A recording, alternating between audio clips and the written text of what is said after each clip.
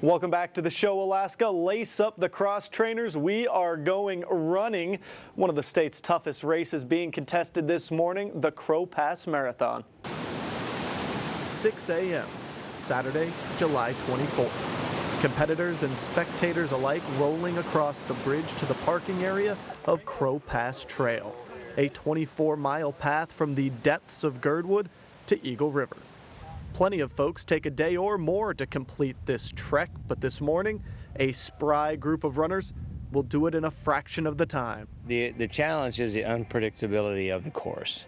It is varied. You got a hill climb to start off, then you got a steep downhill into the, get to the river, and then you've got just uneven footing. I mean, that coupled with don't know what's out there in terms of river crossing because it changes hourly. Don't know what kind of bears you're going to run into, bees. So why do it? Why run? Why take on this monstrous and seemingly dangerous trail? I suppose only those running could answer that question. 'Cause I'm insane. I don't know. I did it 2 years ago and I absolutely love it because you're just out there completely by yourself and it's really scary sometimes, but when you finish, you have like the best runner's high ever. I don't have any other really good explanation other than that it's pretty challenging, and you go through your highs and lows during the race, and sometimes you're loving it, sometimes you're hating it, but when you get off that boardwalk just below the visitor center, you only got about 5 more minutes of suffering, and when you finish, you look back and it's something to be proud of. To see the scenery and to see if I can do it. More than 100 athletes hit the trail today to see if they could do it. And by it, I mean more than finish. To officially be counted in the race scrolls, you must complete this grueling 24-mile competition in less than 6 hours. Any longer than that, and you've just made an unofficial stroll through the wilderness. Of course, the top talent is worried less about 6 hours and more about first place. At the pass, last year's runner-up, Eric Strabel, had his legs pumping. He would lead by a few minutes through much of the race.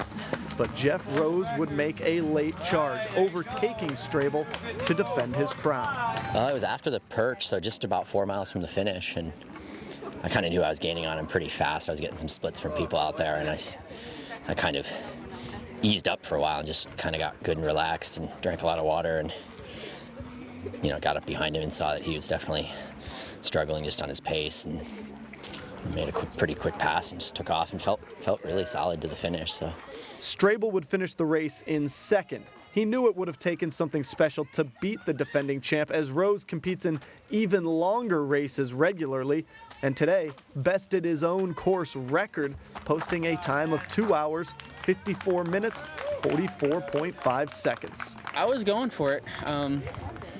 Before today, I'd never really hit the wall. So I knew I wasn't going to outlast Jeff. I had to outrun him from the start. So that's what I tried to do, and it was going great. It was going great until about 45 minutes from the finish.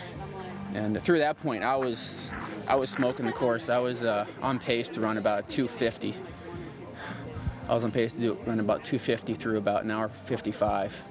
And then, then it really hit the fan. If the men's race was a battle between two, the women's race was a question of who, as in who just won the race. The answer, Abby Rideout. The reason it's a surprise? Well, this self-proclaimed recreational runner has never won a race before. Rideout crossed the finish line in 3 hours, 50 minutes, and 54 seconds, almost 9 full minutes ahead of Jamie Bronga, her nearest competition. I guess it still hasn't quite sunk in, but I'm pretty excited. I didn't realize I was the first to pass until somebody yelled out, "First girl!" So it wasn't really until then that I had any aspirations of winning. So it's still a little surreal. So this morning when we were there after everybody started to finish, amazing how many of those people who just ran 24 miles still had energy. They're hanging out, having a good time. I would have been collapsed on the ground. That's really amazing. All right, thanks, Charlie.